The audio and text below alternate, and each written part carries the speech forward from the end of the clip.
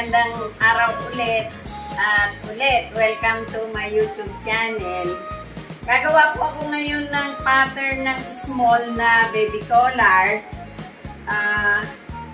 Ipakikita ko po sa inyo kung paano ako kumuha ng pattern. Ganito lang po ako magpa-drawn, guys. Ito, gagawin natin.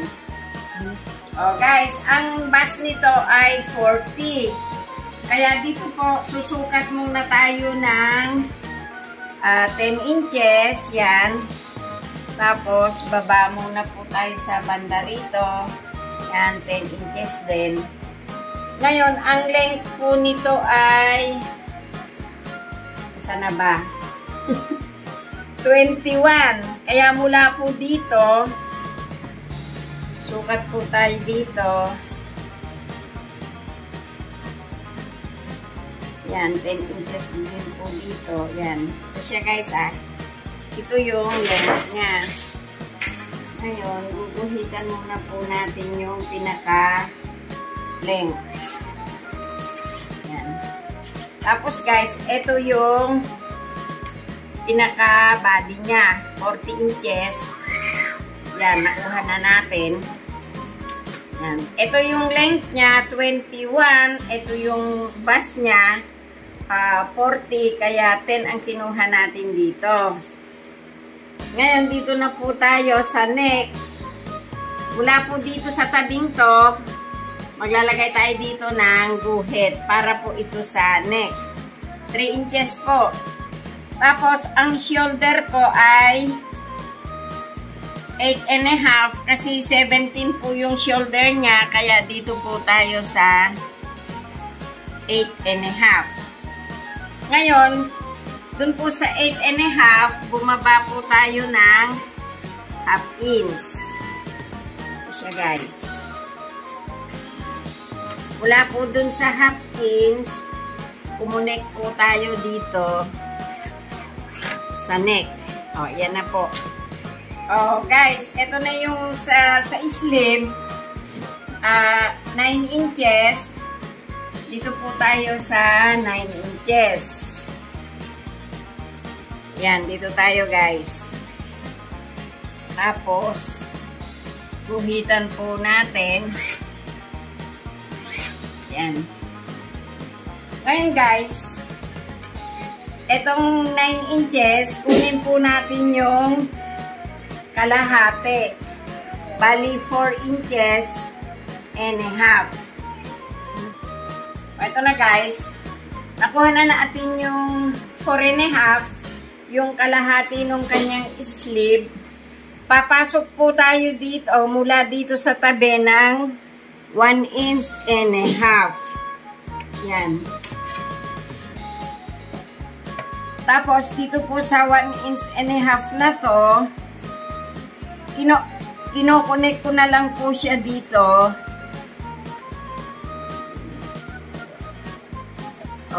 Ito siya, guys. Kino-connect ko na lang po siya doon. Yan.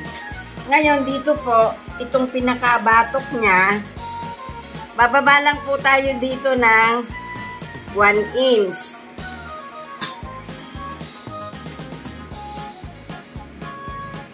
Ito yung binaba kong 1 inch sa batok, guys. Tapos, i-connect natin dito. Yan. Ito naman po, pag ganito, pwede nyo naman pong ibilog siya doon. Yan. Ngayon, gugupitin na po natin. Kasi, back po ito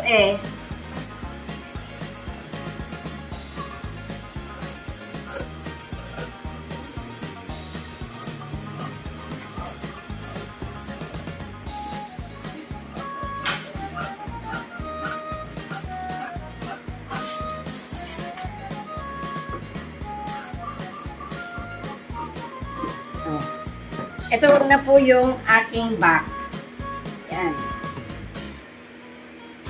Pupunin na po natin yung small. Yan, guys. Tapos na yung back natin. Yan. Ito na po siya. Ganito lang pong ginagawa ko para hindi na po kayo mahirapan. kasi po yung uniform, straight cut lang naman po ito.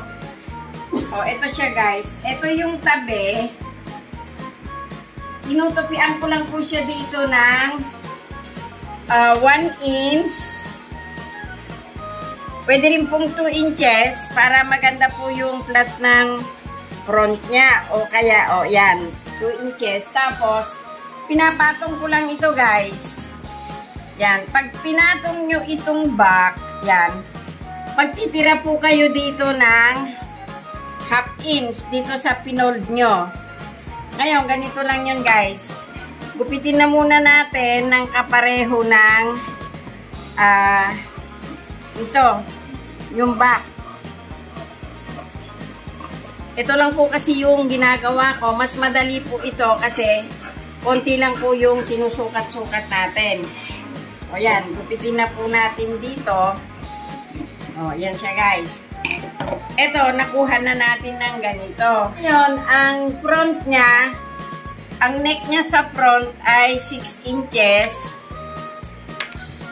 Depende po sa inyo kung anong gusto nyo. Yan, mula po doon hanggang dito. Yan. Gupitin nyo po dito, papunta po doon. O, yan. Nakuha na po natin yung neck ng front, tsaka po yung back. O, ito siya guys. Ito nga po pala yung paha. 7 inches po ito. Ito po yung lapad niya, 7 inches. Ang pinakapaha po niya ay 35. Kaya kukuha po tayo ng 37. 37, bali 18 and a half. Yan.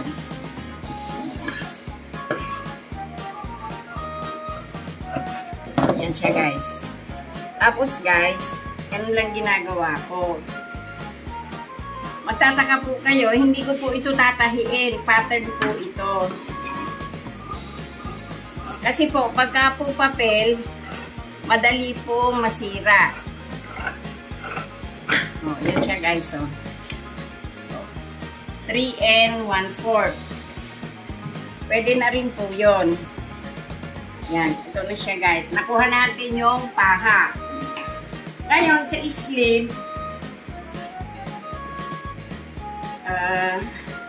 ito po yung sleeve. Ang sleeve po niya kasi ay 18. Kaya po, susukat po kayo dito ng, ganito lang po ako kumuha ng sleeve. Isagad na po natin dito, 9 inches. Tapos, ang haba po ng sleeve ko ay 10 inches. Doon po ay susukat din tayo ng 10. Yan. Pagkatapos po ng 10 doon, tuwidin po muna natin ng guhit. O, yan siya guys. Ngayon, dito sa 10 inches,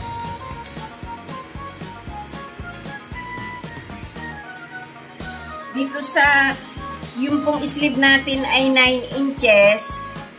Ito po yung 9. Kunin po natin yung kalahati. Bababa po tayo dito ng 4 and a half. Yan. Ito siya guys. 4 and a half. Ngayon dito guys, itong 9 inches, ang ginagawa ko lang po dito, binababa ko lang siya dito. Yan. Hanggang dito po. Ngayon, kung saan magtapos yun, puhitan nyo lang po siya ng papunta po dito. Yan. Tapos, ito po ay i-divide natin sa 4. And ay 2 and 1/4. Tapos, 2 and 1/4. Tsaka po, 2 and 1/4. Dito po, umakyat tayo ng 1/2 inch. Tapos, dito, 1/2 inch. Bababa po kayo dito ng 1/2 inch. At saka po dito ay 1/2 inch. Yan. Ngayon, dito po, yung kung pinaka-open ng sleeve ay 7. Ito siya, guys. Lagyan po natin dito ng 7. Ngayon, yung pong 7 na yon, dito po tayo. Ayan siya, guys. Tapos, dito po, magpa-plus po tayo dito ng 1 inch. Yan. Dito po sa 1 inch,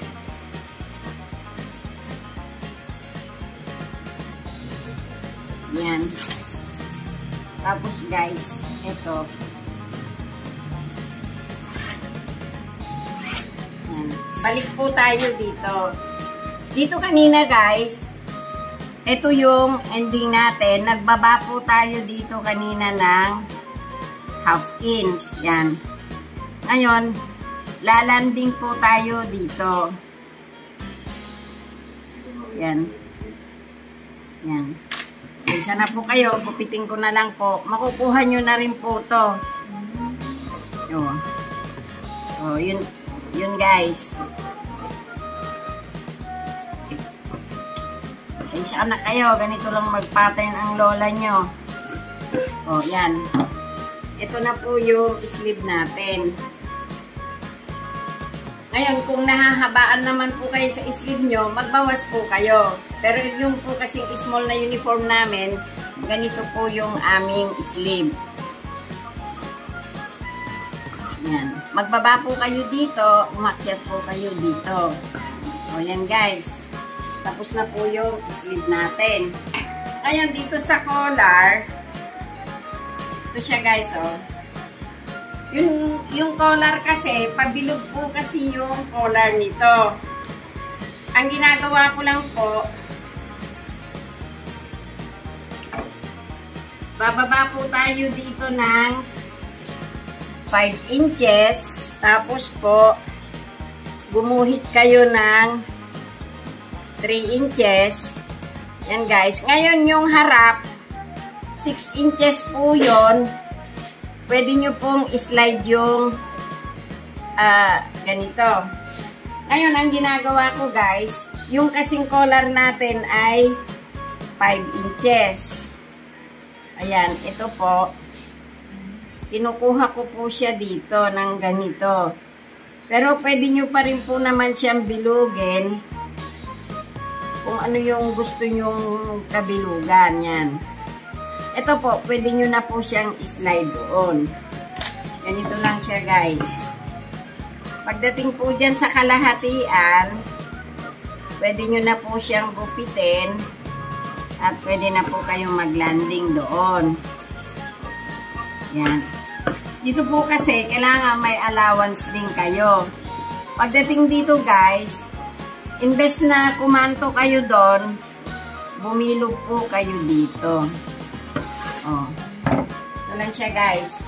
Tapos, pag ito kinapit natin, ito na po yung inyong baby collar. Oh. Yan na siya guys.